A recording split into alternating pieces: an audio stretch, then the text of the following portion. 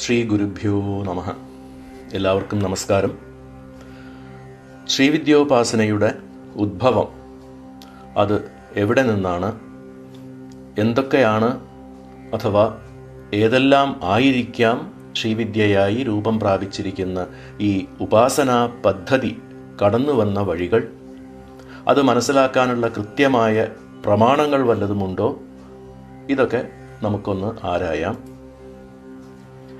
എന്താണ് ശ്രീവിദ്യോപാസന എന്ന് വെച്ചാൽ, ശ്രീവിദ്യോപാസകർക്ക് അത് അറിയുന്നതായിരിക്കും. എന്നാൽ അത് എന്താണ് എന്നറിയാത്തവർക്ക് വേണ്ടി ചുരുക്കമായി പറയുകയാണ്. ശ്രീവിദ്യ അഥവാ ശ്രീവിദ്യോപാസന എന്നത് ഒരു മന്ത്രജപ സാധനയിൽ കൂടിയുള്ള ദേവി ഉപാസനയാണ്. പരാശക്തിയെ ശ്രീ മഹാത്രിപുരസുന്ദരി എന്ന ഭാവത്തിലാണ് ഉപാസിക്കുന്നത്. ശ്രീ എന്നതിന് ഇഹത്തിലും പരത്തിലും ശ്രേയസ്സിനെ പ്രദാനം ചെയ്യുന്ന എന്നർത്ഥം. വിദ്യ എന്ന് വെച്ചാൽ താന്ത്രികമായ ഒരു ആത്മീയ പരിശീലനം എന്ന് ഇവിടെ അർത്ഥം പറയാം. ശ്രീ ലളിതാ സഹസ്രനാമത്തിന് അതിവിശിഷ്ടമായ വ്യാഖ്യാനവും ഇനിയും നിരവധി ഗ്രന്ഥങ്ങളും രചിച്ച വിഖ്യാത പണ്ഡിതനും ആചാര്യനുമായ ശ്രീ ഭാസ്കര റായർ ഒരു ശൈവതന്ത്രത്തിലെ പദ്യം ഉദ്ധരിക്കുന്നുണ്ട്. മായാകാര്യ വിവേകേന വേത്തി വിദ്യാപദം യയ സാ കലാ പരമാജ്ഞേയ വിദ്യ ജ്ഞാനക്രിയാത്മിക. അതായത്, മായയുടെ പ്രവൃത്തികളെക്കുറിച്ച് വിവേകപൂർവമായ അറിവ് പകരുന്നതും അതിൽ നിന്നും വിമുക്തമായി മോക്ഷമാർഗത്തിലേക്ക് നയിക്കുന്ന ക്രിയയും ആണ് വിദ്യ എന്ന പദം കുറിക്കുന്നത്. വിദ്യ ജ്ഞാനക്രിയാത്മിക എന്നാണ് നിർവചനം കൊടുത്തിരിക്കുന്നത് എന്ന് കാണാം. കൃത്യമായ ജ്ഞാനത്തിൽ കൂടിയുള്ള ഒരു ആധ്യാത്മിക ക്രിയ ആണ് വിദ്യ.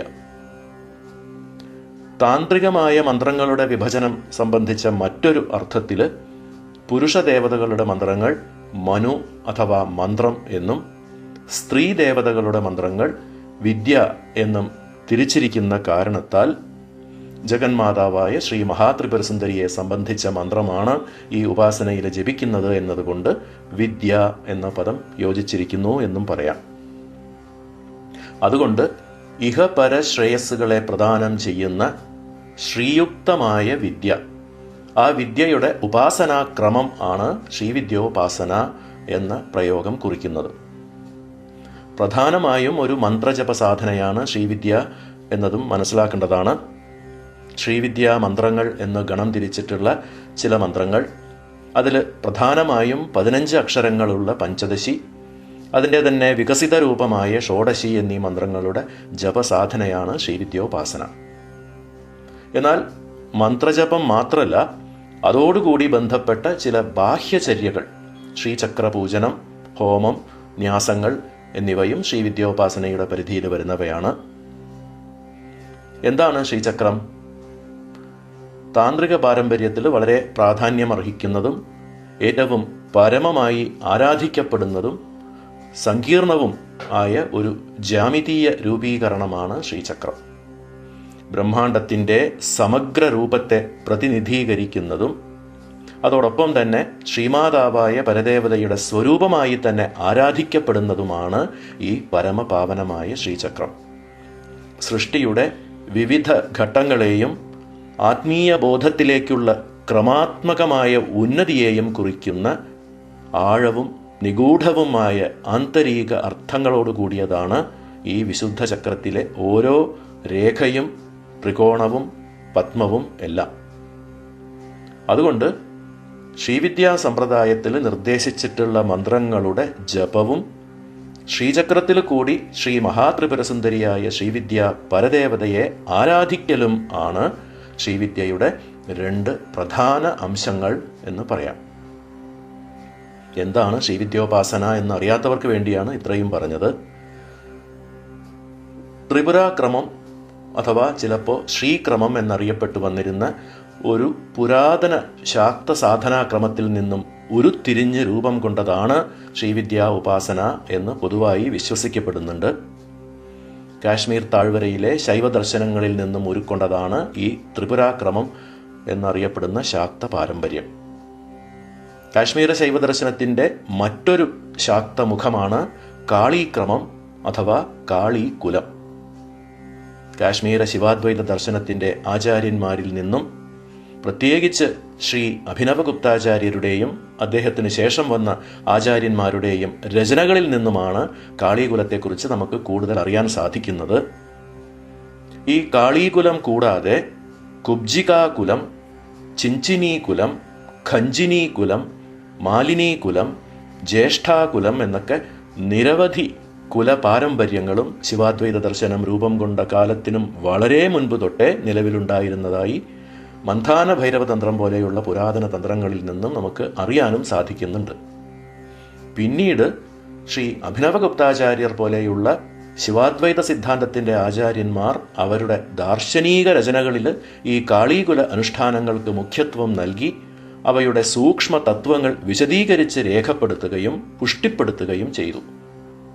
കാശ്മീര ശൈവത്തിൽ കാലശക്തി അഥവാ കാലസംകർഷിണി എന്ന ഭാവത്തിൽ ശക്തിയെ തിരിച്ചറിയുന്ന ശക്തി സാധന പാരമ്പര്യമാണ് ഈ കാളീക്രമം അഥവാ കാളീകുലം. എന്നാൽ പുരാതന കാലങ്ങളിൽ നിലവിലുണ്ടായിരുന്ന മറ്റ് കുലപാരമ്പര്യങ്ങൾക്ക് വ്യവസ്ഥിതമായ രചനകളൊന്നുമില്ലാതെ പോയതുകൊണ്ട് അവയ്ക്ക് അവയുടേതായ സിദ്ധാന്ത ശാഖകളെ ഉണ്ടാക്കാൻ കഴിഞ്ഞില്ല എന്ന് വേണം കരുതാൻ. അതുകൊണ്ട് അവയൊക്കെ കാലക്രമത്തിൽ ക്ഷയിക്കാൻ തുടങ്ങുകയും ചെയ്തതോടെ കുബ്ജികാകുലം പോലെയുള്ള ഇതര പാരമ്പര്യങ്ങളും ഒരുപക്ഷെ കാളീകുലത്തിൽ തന്നെ ലയിച്ചു ചേർന്നിട്ടുണ്ടാവാം എന്ന് വേണം ഊഹിക്കാൻ. ഇവിടെ വളരെ പ്രധാനമായിട്ടുള്ള പലവിധത്തിൽ അർത്ഥവ്യാപ്തിയുള്ള ഒരു പ്രയോഗമാണ് കുലം. കുലം എന്ന പദത്തിൽ നിന്നാണ് കൗലം അഥവാ കൗളം, കൗലികം മുതലായ പദങ്ങൾ ഉണ്ടാകുന്നത് എന്നത് ശ്രദ്ധിക്കണം.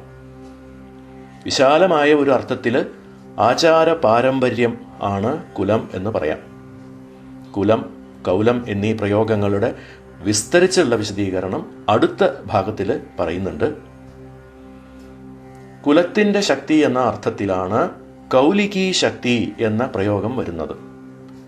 എന്താണ് കൗലികീ ശക്തി എന്ന് വെച്ചാൽ, തൻ്റെ തന്ത്രാലോകം എന്ന ബൃഹത് ഗ്രന്ഥത്തിൽ ശ്രീ അഭിനവഗുപ്താചാര്യർ കൗലികീ ശക്തിയെ നിർവചിച്ചിരിക്കുന്നത് ഇങ്ങനെയാണ്: അനുത്തരം പരം ധാമ തദേവ അകുലമുച്യത്തെ വിസർഗസ്തസ്യ നാഥസ്യ കൗലികീ ശക്തിരുച്യത്തെ.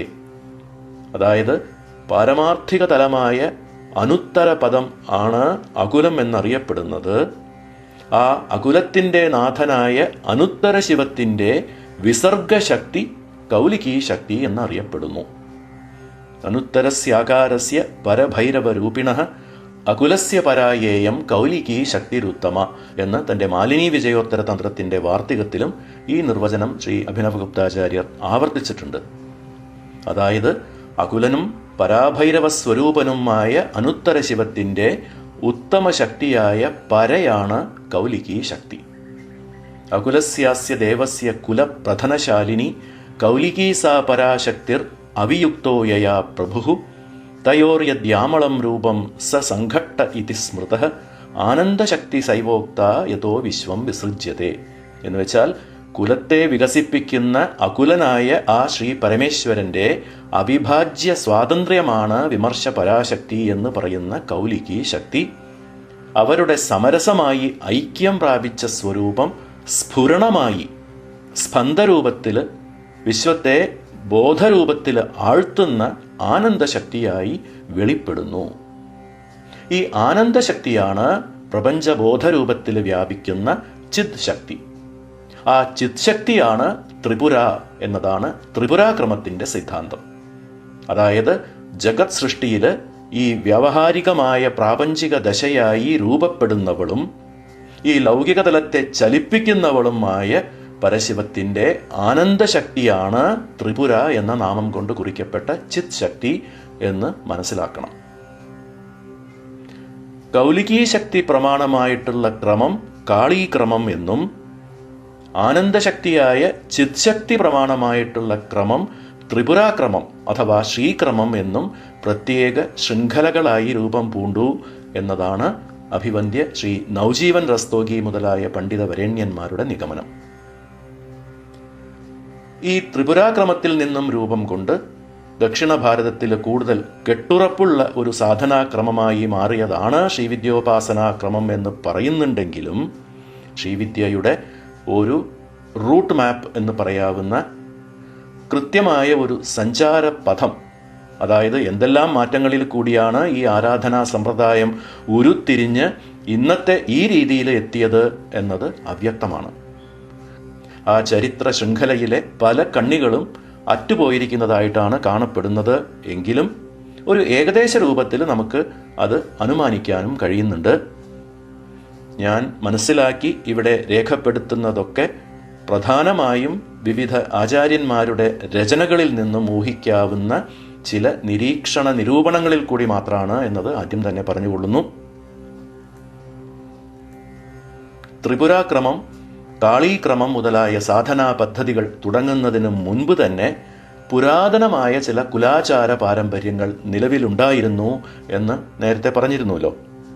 ഈ ആദ്യകാല ഉപാസനാ ആചാരങ്ങളെ ചില തന്ത്രഗ്രന്ഥങ്ങൾ 4 വിഭാഗങ്ങളായി തരംതിരിച്ച് പറയുന്നുണ്ട്. വിദ്യ, ക്രിയ, ചര്യ, യോഗം എന്ന് 4ആയി വിഭജിച്ച് പറയുന്നുണ്ട്. പടിപ്പടിയായി ഈ ഓരോന്നും അടുത്ത ഘട്ടത്തിലേക്കുള്ള തയ്യാറെടുപ്പുകളാണ്. അതായത് ആദ്യം തന്നെ കൃത്യമായ ആവശ്യമായ ജ്ഞാനസമ്പാദനം, അത് വിദ്യാപാദം. അതിന് അനുസരിച്ചുള്ള നിത്യ നൈമിത്തിക ക്രിയകളുടെ അനുഷ്ഠാനം, അത് ക്രിയാപാദം. പിന്നീട് സാധനയുടെ ആദ്യഘട്ടമായി മനസ്സിനെയും ഇന്ദ്രിയങ്ങളെയും ദൃഢപ്പെടുത്താൻ വേണ്ട ബാഹ്യ സാധനകൾ, അത് ചര്യാപാദം. ഏറ്റവും ഒടുവിൽ ആത്യന്ത ആത്മൈക്യ യോഗ സാധനയായ യോഗപാദം. ഇങ്ങനെ 4 പാദങ്ങളായിട്ട് ഈ 4 വിഭാഗങ്ങളും ചര്യാപാദം, യോഗപാദം എന്ന 2 ഇനങ്ങളിൽ ഉൾക്കൊള്ളിച്ച് വിഭജനം ചെയ്തും കാണുന്നുണ്ട്. അതായത് ആരാധനാപരമായ ക്രിയകൾ ചര്യാപാദം എന്ന അർത്ഥത്തിലും ആധ്യാത്മികമായ ആന്തരിക സാധനകൾ യോഗപാദം എന്ന അർത്ഥത്തിലും. ഈ പ്രയോഗങ്ങളൊക്കെ ശ്രദ്ധിക്കണം. ബാഹ്യാനുഷ്ഠാനങ്ങൾക്ക് ഊന്നൽ കൊടുത്തുള്ള ചര്യാപാദം ക്രമേണ എത്തിച്ചേരേണ്ടത് ആന്തരികമായ യോഗപാദത്തിലേക്കാണ്. കഠിനമായ സാധനാക്രമങ്ങൾ ഉൾക്കൊണ്ടിരുന്ന ഈ 2 ആചാരങ്ങളുമാണ് കുലാചാരം എന്ന പേരിൽ അറിയപ്പെട്ടിരുന്നത്. അത് ആചരിച്ചു പോന്ന തീവ്ര സാധകരാണ് കൗലർ അഥവാ കൗള സാധകർ എന്ന് അറിയപ്പെട്ടിരുന്നത്. എന്താണ് ഈ 2 ആചാരങ്ങൾ എന്നത് നമുക്ക് നോക്കാം. അതായത് ചര്യാപാദം എന്നും യോഗപാദം എന്നുമുള്ള പേരുകളിൽ അറിയപ്പെട്ടിരുന്ന 2 വിഭാഗങ്ങൾ. അതിനെക്കുറിച്ച് മനസ്സിലാക്കാം. മന്ത്രാനുഷ്ഠാനത്തോടു കൂടിയ ബാഹ്യവും പ്രതീകാത്മകവുമായ ചില ആചാര ഘടകങ്ങൾ ഉൾക്കൊണ്ടതാണ് ചര്യാപാദം. ശാരീരിക ഭൂതഗണങ്ങളുടെ ശുദ്ധീകരണമായ ഭൂതശുദ്ധി, മന്ത്രബീജങ്ങളുടെ ദിവ്യാംശം ശരീര അവയവങ്ങളിൽ സ്ഥാപനം ചെയ്യുന്ന ന്യാസക്രിയകൾ പോലെയുള്ള അംശങ്ങൾ ചര്യാപാദത്തിൻ്റെ ആദിമഘട്ടങ്ങളിൽ തന്നെ ഉൾപ്പെടുത്തിയിരുന്നിരിക്കണം. കാലക്രമേണ ഈ അംശങ്ങളൊക്കെ എല്ലാ താന്ത്രിക ക്രിയകളുടെയും ഉപാസന അനുഷ്ഠാനങ്ങളുടെയും അവിഭാജ്യ ഘടകങ്ങളായി തീരുകയും ചെയ്തു. കുലമാർഗത്തിലെ ചര്യാപാദത്തിൽ സുപ്രധാനമായിട്ടുള്ള ഒരു അനുഷ്ഠാനമാണ് പഞ്ചമകാര സാധന. കൗളസാധകന്റെ ഇഷ്ടാനിഷ്ടങ്ങളെ ചെറുത്ത് നിർത്തി ആത്മനിയന്ത്രണത്തെയും ഇന്ദ്രിയ ജയത്തെയും പരിശോധിക്കുന്ന ഒരു പരീക്ഷണക്രിയയാണ് യഥാർത്ഥത്തിൽ ഈ പഞ്ചമകാര സാധന. മദ്യം, മാംസം, മത്സ്യം, പിന്നെ ലഹരി പദാർത്ഥം കലർന്ന ഒരുതരം ഭക്ഷണമായ മുദ്ര, സ്ത്രീയുമായുള്ള വേഴ്ചയായ മൈഥുനം, ഈ 5 പഞ്ചമകാരങ്ങൾ. നിർഭാഗ്യവശാൽ ഏറ്റവും കൂടുതൽ തെറ്റിദ്ധരിക്കപ്പെട്ടിട്ടുള്ള അല്ലെങ്കിൽ തീരെ മനസ്സിലാക്കാതെ തന്നെ പോയിട്ടുള്ള ഒരു അനുഷ്ഠാന ക്രിയയാണ് ഈ പഞ്ചമകാര സാധന എന്ന് പറയാം. ഇതിനെക്കുറിച്ച് കൂടുതൽ അടുത്ത ഭാഗത്തിൽ വിശദമായി നമുക്ക് മനസ്സിലാക്കാം. ഈ പൂർവ്വ കൗള മതത്തെക്കുറിച്ച് പ്രത്യേകം ഒരു വീഡിയോ അടുത്ത 2ാമത്തെ ഭാഗമായി ഞാൻ ചെയ്യുന്നുണ്ട്. ഇനി യോഗപാദം എന്താണെന്ന് നോക്കാം. ചര്യാപാദത്തിലെ ബാഹ്യക്രിയകളിൽ കൂടി ഇന്ദ്രിയ മനസ്സുകളെയും ഹഠയോഗാദി അഭ്യാസങ്ങളിൽ കൂടി ശരീരത്തെയും സജ്ജമാക്കി ആന്തരോപാസനയായ കുണ്ടലിനി യോഗത്തിലേക്ക് കടക്കുന്നതാണ് യോഗപാദം. തീവ്രമായ യോഗ സാധനയിൽ കൂടി കുണ്ടലിനി ശക്തിയെ ഉണർത്തി ആരാധിക്കുന്ന ആന്തരിക ഉപാസനാ മാർഗം. ഇതിൻ്റെയും കൂടുതൽ വിവരങ്ങളൊക്കെ അടുത്ത ഭാഗത്തിൽ വിശദമായി പറയുന്നുണ്ട്. അപ്പോൾ ആത്മനിഷ്ഠമായ ആധ്യാത്മ സാധന യോഗപാദവും അതിലേക്ക് സാധകനെ സന്നദ്ധനാക്കുന്ന ബാഹ്യാനുഷ്ഠാനപരമായ ഉപാസന ചര്യാപാദവുമാണ് എന്ന് ഇപ്പോൾ വ്യക്തമായിട്ടുണ്ടാവും. ഇനി നമ്മൾ ദക്ഷിണ ഭാരതത്തിൻ്റെ ആചാര്യന്മാരുടെ രചനകളിൽ കൂടി അവർ എങ്ങനെയാണ് ഈ കുലാചാരത്തെ അല്ലെങ്കിൽ കൗള സാധനയെ വീക്ഷിച്ചത് എന്നത് നോക്കാം. ഈ വിഷയത്തിൽ നമുക്ക് കൂടുതൽ അറിവ് കിട്ടുന്നത് 16-ാം നൂറ്റാണ്ടിൻ്റെ തുടക്കത്തിൽ ജീവിച്ചിരുന്ന ശ്രീ ലക്ഷ്മീധരാചാര്യരുടെ സൗന്ദര്യലഹരി വ്യാഖ്യാനത്തിൽ നിന്നുമാണ്. പ്രധാനമായിട്ടും നിഗൂഢമായ പല തത്വരഹസ്യങ്ങളെയും വിശദീകരിച്ച് ശ്രീ ലക്ഷ്മീധരാചാര്യർ രചിച്ചിട്ടുള്ള ഒന്നാണ് സുപ്രധാന ദേവീസ്തുതിയായ സൗന്ദര്യലഹരിയുടെ ഏറ്റവും പ്രൗഢഗംഭീരമായ വ്യാഖ്യാനം, ലക്ഷ്മീധര എന്നു പേരുള്ള വ്യാഖ്യാനം. ലൊല്ല എന്ന ഗൃഹനാമമുള്ള ശ്രീ ലക്ഷ്മീധരാചാര്യർ വിജയനഗരം തലസ്ഥാനമാക്കി വടക്കൻ ആന്ധ്രദേശം ഭരിച്ചിരുന്ന ഗജപതി രാജാക്കന്മാരുടെ ആശ്രിതനായിരുന്നു. ഇത് ശ്രീ ലക്ഷ്മീധരാചാര്യർ തന്നെ തൻ്റെ സൗന്ദര്യലഹരി വ്യാഖ്യാനത്തിൻ്റെ ഒടുവിൽ പറഞ്ഞിട്ടുള്ള വസ്തുതയാണ്. ക്രിസ്തുവർഷം 16-ാം നൂറ്റാണ്ടിൻ്റെ തുടക്കത്തിലായിരുന്നു അദ്ദേഹം ജീവിച്ചിരുന്നത്. ശ്രീ ലക്ഷ്മീധരാചാര്യർ ഉത്തരദേശത്തിലെ അല്ലെങ്കിൽ ഉത്തരദേശത്തിൽ നിന്നും മധ്യഭാരതത്തിലേക്കും അവിടുന്ന് താഴേക്കുമായി വ്യാപിച്ചിരുന്ന കൗളസാധന അഭ്യസിക്കുന്ന സാധകരെ പൂർവ കൗലികർ അഥവാ പൂർവ കൗള സാധകർ എന്നാണ് വിളിക്കുന്നത്. അതായത് നമ്മൾ നേരത്തെ മനസ്സിലാക്കിയ യോഗപാദം, ചര്യാപാദമല്ല, യോഗപാദം, അതായത് കുണ്ടലിനി സാധന അഭ്യസിച്ചിരുന്ന കൗള സാധകരാണ് ശ്രീ ലക്ഷ്മീധരാചാര്യർ പരാമർശിച്ചിട്ടുള്ള പൂർവ കൗളർ. ശ്രീ ലക്ഷ്മീധരാചാര്യരുടെ കാലമായപ്പോഴേക്കും കൗള താന്ത്രിക പാരമ്പര്യം വളരെയധികം പ്രശസ്തി നേടിയിട്ടുണ്ടായിരിക്കണം. മാത്രമല്ല, അദ്ദേഹത്തിൻ്റെ കാലത്തിൽ ഈ കൗള സമ്പ്രദായത്തിൻ്റെ യോഗപാദവും കുണ്ടലിനി സാധനയും സാധകരെ കൂടുതൽ ആകർഷിച്ചിട്ടും ഉണ്ടാവണം. ഈ കൗള സാധനാ മാർഗം വേഗത്തിൽ ഭാരതമെങ്ങും വ്യാപിക്കാനുള്ള ഒരു കാരണവും അത് തന്നെ ആയിരിക്കാം. ഈ പൂർവ്വ കൗള സാധനയുടെ ചുവട് പിടിച്ച് തമിഴ്നാട്ടിൽ ഒരു സിദ്ധ പാരമ്പര്യവും പിന്നെ ഉത്തരേന്ത്യയിൽ വ്യാപകമായും അതിൽ കൂടുതലായും ഉത്തർപ്രദേശ്, പഞ്ചാബ്, മഹാരാഷ്ട്ര, ബംഗാൾ, ഒഡീഷ, ആന്ധ്രദേശങ്ങളിലും നാഥ് പന്ഥ എന്നറിയപ്പെട്ട നാഥ സമ്പ്രദായവും ക്രമേണ ഖ്യാതി നേടാനും തുടങ്ങി.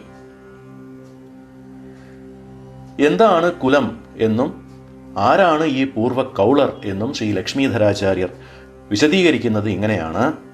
കുഹു പൃഥിവീ തത്വം ലീയത്തെ യത്ര തത്കുലം ആധാരചക്രം ലക്ഷണയാ സുഷുമ്നാ മാർഗഃ കുലമിത്യുച്യത്തെ അതയേവ കൗലാഃ കുലപൂജകാഃ ആധാരസേവകാഃ ഇതി കൗലത്വം തേഷാം ഇതി രഹസ്യം.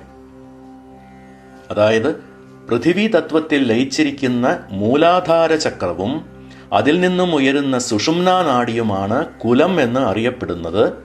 ഈ മാർഗത്തിലൂടെ കുണ്ടലിനിയെ ആരാധിക്കുന്നവരാണ് കൗളർ.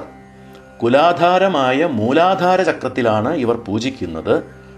ആ ആരാധനയാണ് കൗളാചാരം എന്നത് രഹസ്യമായ ഒരു വസ്തുതയാണ്. കുണ്ടലിനി പ്രബോധോ യഥാ സ്യാത് തത് ക്ഷണമേവ മുക്തി കൗലാനാം അതയേവ ക്ഷണമുക്താഹ കൗലാഹ ഇതി വ്യവഹാരഃ. അതായത് കഠിനമായ യോഗസാധനയിൽ കൂടി കുണ്ടലിനിയുടെ ഉയർച്ച സംഭവിക്കുമ്പോൾ തൽക്ഷണം തന്നെ മുക്തി ലഭിക്കുന്നു. കൗളർ ക്ഷണമുക്തരാണ് എന്ന് പറയപ്പെടുന്നത് അതുകൊണ്ടാണ്. അതയേവ ക്ഷണമുക്താഹ കൗലാഹ ഇതി വ്യവഹാരഃ. ഈ സാധനാക്രമം ശ്രീ ലക്ഷ്മീധരാചാര്യരുടെ കാലത്തിനും വളരെ മുൻപ് തന്നെ തീവ്ര മുമുക്ഷുക്കളുടെ ഇടയിൽ പ്രാബല്യം നേടാനുള്ള പ്രധാന കാരണം ഈ ക്ഷണമുക്തി വാഗ്ദാനം ആയിരിക്കണം. എന്നാൽ ഈ കൗളസാധകരുടെ ബാഹ്യമായ ഉപാസനാക്രമം, അതായത് നമ്മൾ നേരത്തെ പറഞ്ഞ ചര്യാപാദത്തിലെ ക്രിയകൾ ഒട്ടും അനുവദനീയമായി അംഗീകരിക്കപ്പെട്ടിട്ടില്ല. പഞ്ചമകാരാദി ബാഹ്യ ഉപാസനകളിൽ മാത്രം ശ്രദ്ധിച്ചിരുന്നവരെ ഉത്തര കൗളർ എന്നാണ് ശ്രീ ലക്ഷ്മീധരാചാര്യർ വിളിക്കുന്നത്. ശ്രീ ലക്ഷ്മീധരാചാര്യർ ഇവരെക്കുറിച്ച് പറയുന്നത് എന്താണെന്ന് നോക്കാം. ദിഗംബരത്വം സമാശ്രിത്യ സമർച്ചയന്തി സ്ത്രീ പുരുഷാഃ തത്ര സുരാമാംസമധുമത്സ്യാദിദ്രവ്യൈഃ സമാരാധനം വാമാചാര പ്രവൃത്തിയ. സ്ത്രീകളും പുരുഷന്മാരുമായ ഈ ഉത്തരകൗളരായ ഉപാസകർ നഗ്നരായിട്ടാണ് പൂജിക്കുന്നത്. ദിഗംബരത്വം സമാശ്രിത്യ സമർച്ചയന്തി. മാത്രല്ല തരുണ്യാം പ്രത്യക്ഷയോനിം ഉത്തരകൗലാഹ പൂജയന്തി. അവർ സ്ത്രീകളുടെ പ്രത്യക്ഷമായ യോനിയെ തന്നെ പൂജിക്കുന്നു. അതും കൂടാതെ സുരാമാംസമധുമത്സ്യാദി ദ്രവ്യൈഃ സമാരാധനം വാമാചാര പ്രവൃത്തിയ. മദ്യം, മാംസം, തേൻ, മത്സ്യം മുതലായവ സമർപ്പിച്ചുകൊണ്ടും പ്രത്യക്ഷ ത്രികോണേ ബിന്ദുസ്ഥാനം മന്മഥഛത്രം കൃത്വാ സംപൂജയന്തി. അധോമുഖമായിട്ടുള്ള സ്ത്രീയോനിയുടെ ഊർധ്വഭാഗം ബിന്ദുസ്ഥാനമായി കൽപ്പിച്ചും ഇവർ ആരാധന നടത്തുന്നു. ഇതൊക്കെ സൗന്ദര്യലഹരി 41 ശ്ലോക വ്യാഖ്യാനത്തിൽ ശ്രീ ലക്ഷ്മീധരാചാര്യർ പറയുന്നതാണ്. വാമ എന്നതിന് കുടിലം എന്നൊരു അർത്ഥമുണ്ട്, സ്ത്രീ എന്നും മറ്റൊരു അർത്ഥമുണ്ട്. അതുകൊണ്ട് വാമാചാരം എന്ന് ഈ രീതിയെ ശ്രീ ലക്ഷ്മീധരാചാര്യർ പറയുന്നു. ഏതത് സമാരാധനം വാമാചാര പ്രവൃത്തിയ. ഇതെല്ലാം വാമാചാരത്തിൻ്റെ അനുഷ്ഠാനങ്ങളാണ്. ഇത് നിഷിദ്ധമാണ്. ഈ ആചാര വിഷയങ്ങളെക്കുറിച്ച് ഇനിയും പറയാനുണ്ട്. അത്ര ബഹുവക്തവ്യമസ്തി. എന്നാൽ ഏതത് അവൈദിക മാർഗത്വാത് സ്മരണാർഹമപി നഭവതി. ഇവയൊക്കെ അവൈദിക ആചാരങ്ങളായതുകൊണ്ട് സ്മരണാർഹം, ഇവയെക്കുറിച്ച് വിചാരിക്കാൻ കൂടി പാടുള്ളതല്ല എന്നും ശ്രീ ലക്ഷ്മീധരാചാര്യർ അക്കാലത്തെ വാമാചാരം എന്നറിയപ്പെടാൻ തുടങ്ങിയ കൗളമതത്തെ കുറിച്ച് പറഞ്ഞിരിക്കുകയാണ്. ഉത്തര കൗളർ എന്നറിയപ്പെട്ടിരുന്ന കൗളോപാസകരുടെ ആരാധനാക്രമത്തിന് ശ്രീ ലക്ഷ്മീധരാചാര്യരുടെ കാലത്തിന് മുൻപ് തന്നെ വാമാചാരം എന്ന ഈ പേര് സിദ്ധിച്ചിട്ടുണ്ടാവണം. ഒരുപക്ഷെ അതിദുർഘടവും അതേസമയം ഗഹനവും സങ്കീർണവുമായ പഞ്ചമകാര സാധന പാരമ്പര്യം വീരസാധന എന്ന ആ ഒരു ഉത്തുംഗ സ്ഥാനത്ത് നിന്നും കാലക്രമത്തിൽ അധപ്പതിച്ചതും അതിന് ഒരു കാരണമായിരിക്കാം. ഈ ബാഹ്യമായ പഞ്ചമകാരാദി വസ്തുക്കളെ വെച്ചുകൊണ്ടുള്ള ആരാധനം ഒഴിവാക്കി ആന്തരികമായ കുണ്ടലിനി സാധനയെ മാത്രം സ്വീകരിച്ച് ത്രിപുരാക്രമത്തിലെ കുണ്ടലിനി ശക്തിയെ ത്രിപുരസുന്ദരീ ഭാവത്തിൽ ആന്തരിക ശക്തി ഉപാസനയായി സ്വീകരിച്ചതാണ് സമയമതം അഥവാ സമയാചാരം എന്ന് അറിയപ്പെടുന്നത്. കാലാന്തരത്തിൽ ഇതിനും പരിവർത്തനം സംഭവിച്ചതുകൊണ്ട് തൽക്കാലം ഇതിനെ നമുക്ക് പൂർവസമയാചാരം എന്ന് വിളിക്കാം. കൗളാചാര സാധകർ കൗലികർ എന്നറിയപ്പെട്ടതുപോലെ സമയാചാര സാധകർ സാമയികർ എന്ന പേരിൽ അറിയപ്പെടാൻ തുടങ്ങി. ആദ്യം തീവ്ര കുണ്ടലിനി സാധനയിൽ പൂർണ്ണമായും ഉൾപ്പെട്ടിരുന്ന പൂർവ്വ കൗളർ, അതിൻ്റെ ബാഹ്യോപാസനയിൽ മാത്രം കൂടുതൽ മുഴുകിയ ഉത്തര കൗളർ, പിന്നീട് ദക്ഷിണ ഭാരതത്തിൽ വ്യാപിക്കാൻ തുടങ്ങിയപ്പോൾ പൂർവകൗള സാധനയിൽ കുണ്ടലിനി ശക്തിയെ മഹാത്രിപുരസുന്ദരിയായി കണ്ട് തീവ്ര ആന്തരിക കുണ്ടലിനി സാധനയായി മാറ്റിയ പൂർവ്വ സമയാചാര സാധകർ അഥവാ പൂർവ്വ സാമയികർ. ഈ പേരുകളൊക്കെ ഓർക്കണം.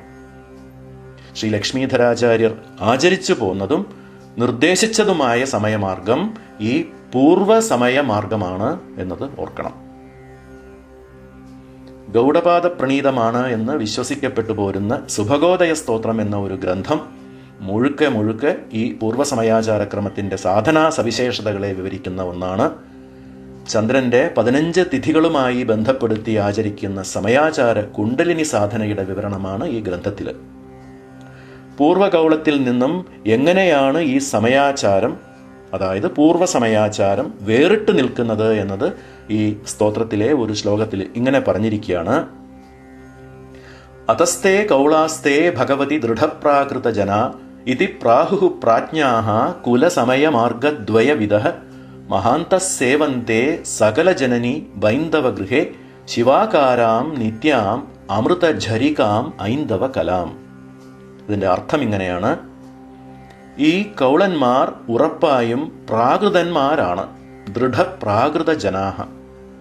ആരാണ് ഇത് പറയുന്നത്? കൗളം, സമയം എന്നീ 2 മാർഗങ്ങളിലും പ്രാവീണ്യം നേടിയ പണ്ഡിതന്മാരാണ് ഇങ്ങനെ പറയുന്നത്. ഇതി പ്രാഹുഃ പ്രാജ്ഞാഃ കുലസമയമാർഗദ്വയവിദഃ.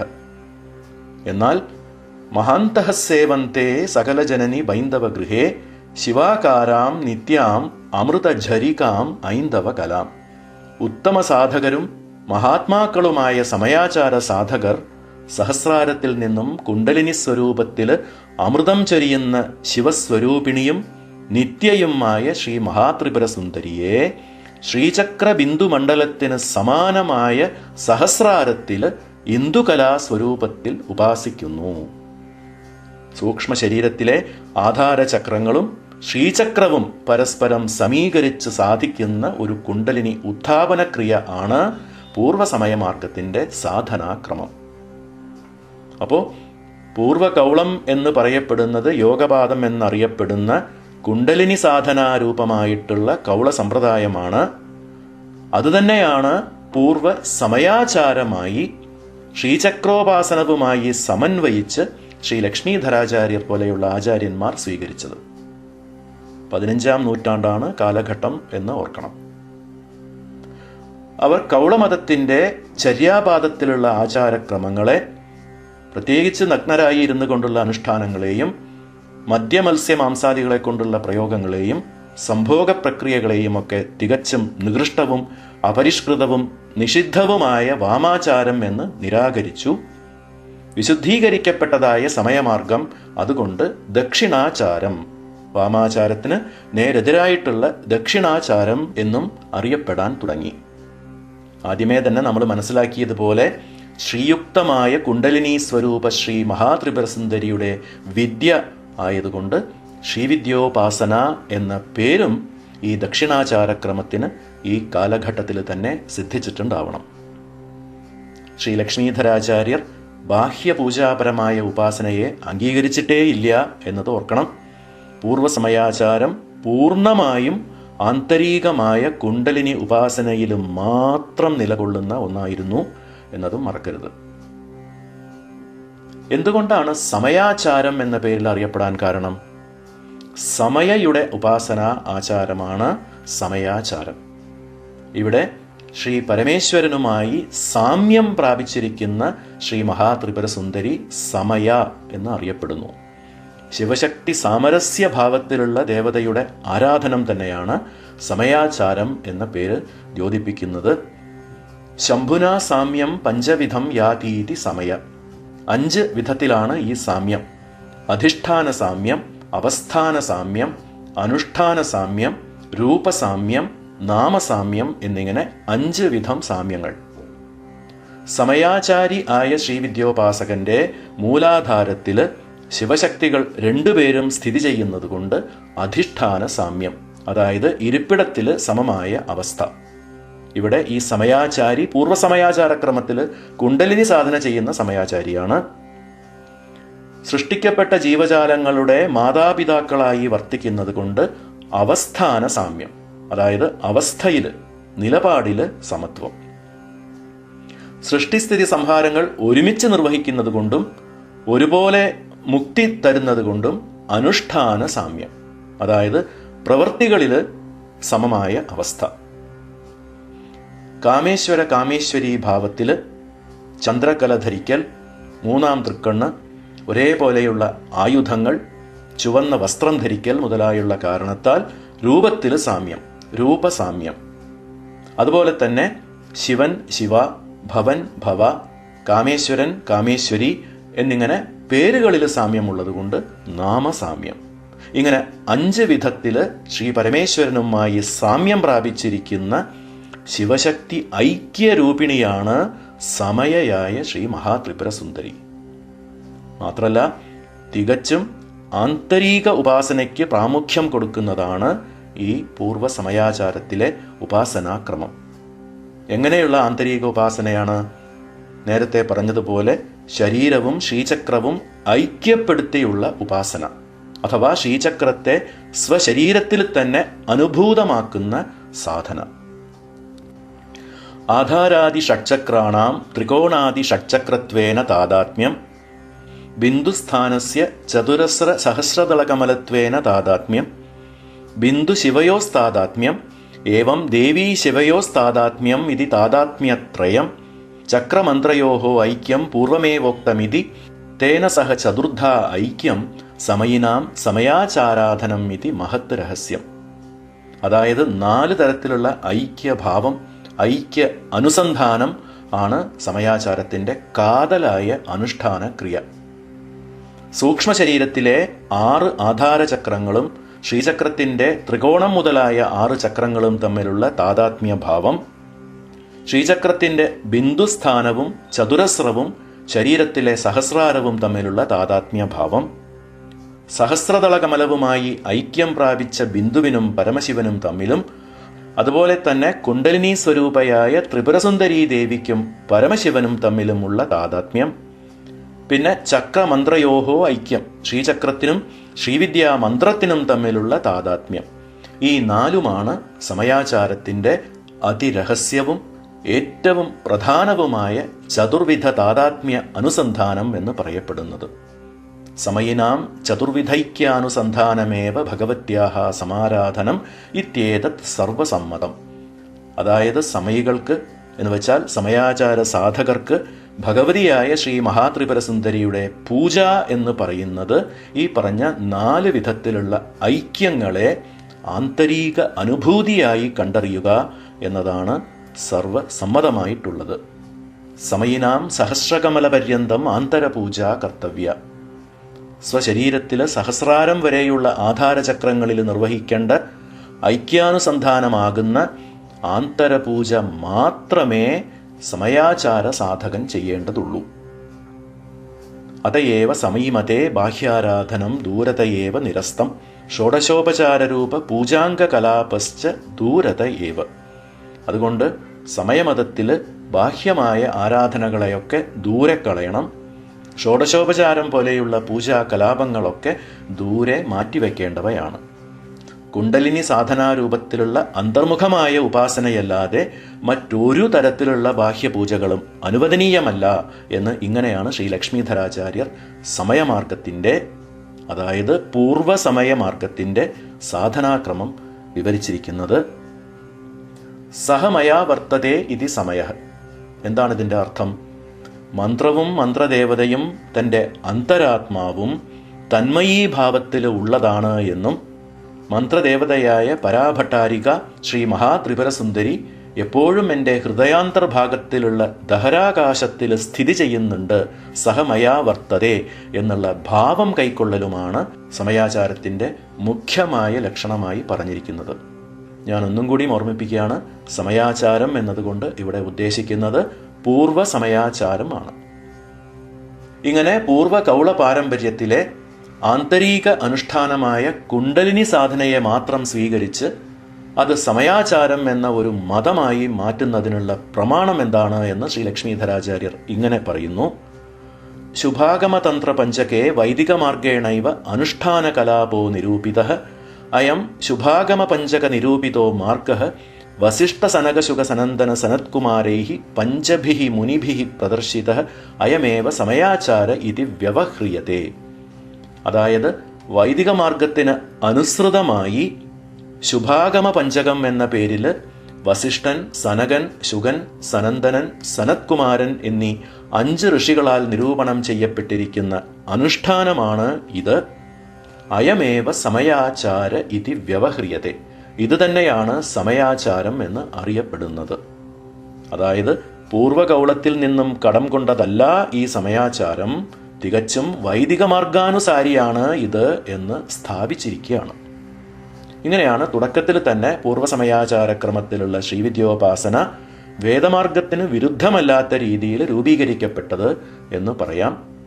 എങ്കിലും കുണ്ടലിനി സാധനയുടെ ആവിർഭാവം പൂർവകൗളരുടെ യോഗാനുഷ്ഠാനങ്ങളിൽ ഉൾപ്പെട്ടത് തന്നെയാണ് എന്നത് നിരസിക്കാനാവാത്ത സത്യം തന്നെയാണ്. നമ്മൾ ഇതുവരെ ഇവിടെ മനസ്സിലാക്കിയത് ശ്രീവിദ്യോപാസകരായ സാമയികരുടെ വീക്ഷണത്തിൽ കൂടിയുള്ള കൗളധർമ്മം അഥവാ കുലാചാരമാണല്ലോ. എന്നാൽ യഥാർത്ഥ കൗളമതം എങ്ങനെ ആരംഭിച്ചു, അത് എങ്ങനെയായിരുന്നു, അതിൻ്റെ സ്ഥാപകാചാര്യൻ ആരാണ് എന്ന വസ്തുതകളെക്കുറിച്ച് നമുക്ക് അടുത്ത ഭാഗത്തിൽ നോക്കാം. മാത്രമല്ല, എങ്ങനെയാണ് ഇവിടെ നമ്മൾ മനസ്സിലാക്കിയ ഈ പൂർവ സമയാചാരം വീണ്ടും പരിവർത്തനത്തിന് വിധേയമായി ഇന്ന് നിലവിലുള്ള ശ്രീവിദ്യാ സമ്പ്രദായമായി മാറിയത് എന്നതും ഈ പ്രഭാഷണ പരമ്പരയുടെ ഒടുവിലത്തെ ഭാഗത്തിൽ പരിചിന്തനം ചെയ്യാം. അതുവരെ എല്ലാവർക്കും നന്ദി, നമസ്കാരം.